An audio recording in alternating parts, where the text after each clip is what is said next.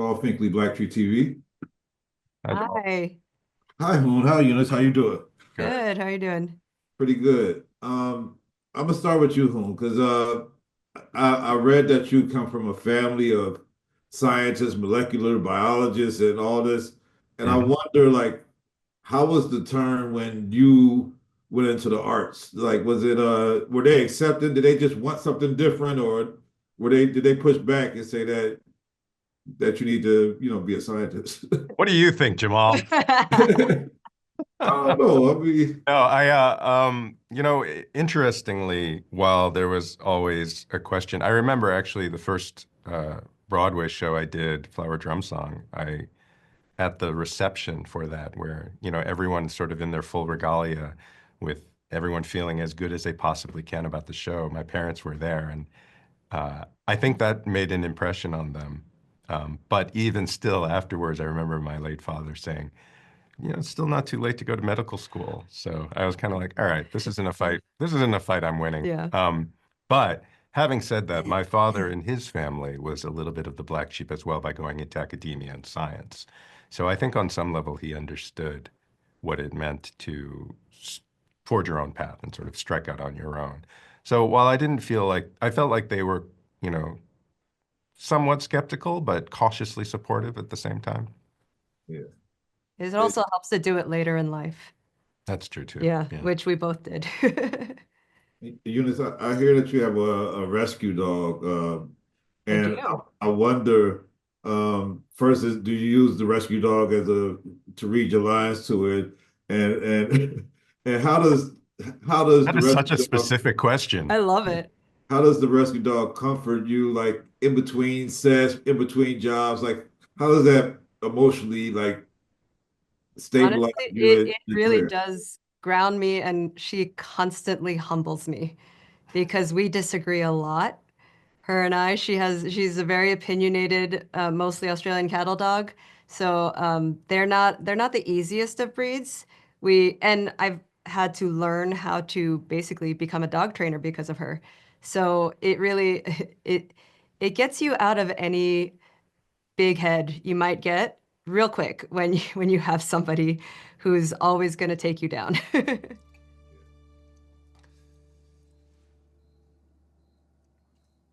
lot of shopping bags in your closet. Half of them are returns. Oh, and Lily needed a new saddle and equipment for horseback riding. What's wrong with her old saddle? This one's for dressage. Apparently, our daughter has a very strong seat. I know it's a compliment, but it sounds like an insult. Why? What's wrong?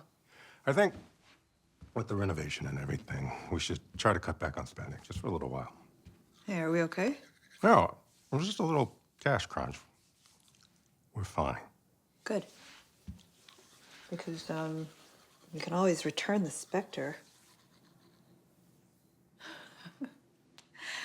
Or, I don't know, I guess I could stop wearing these expensive pajamas.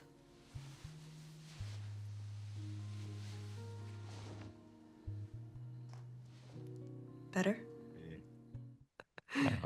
Fighting word. Yeah.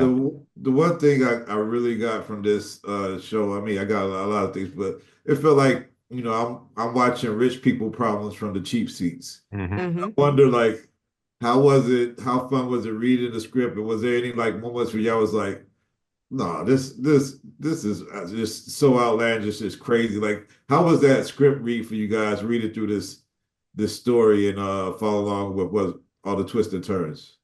Well, honestly, I had to look up a lot of things because, like you said, it is seeing these incredibly wealthy people from the outside, and there's a lot of things that are of value in their world that I had no familiarity with, no idea what they were, why it was so expensive. And so there are a lot of things I was like reading the script and Googling, like, why is this expensive?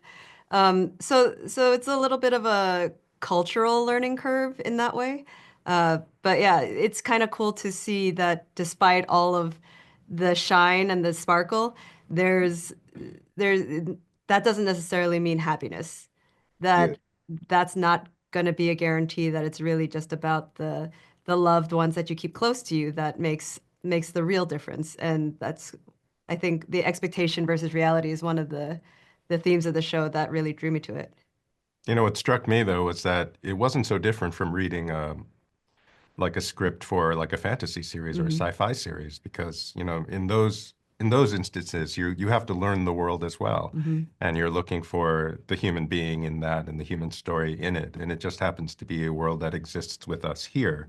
But in the same way, when approaching this sort of heightened reality of the very truly wealthy, try not to put too much judgment on it, because that just ends up shutting doors for you about opportunities to explore or instances of character that present themselves to you. So I found myself thinking about other scripts I had read about sort of fantastical worlds or, science fiction based worlds. Well, I loved you guys on screen. I loved the story.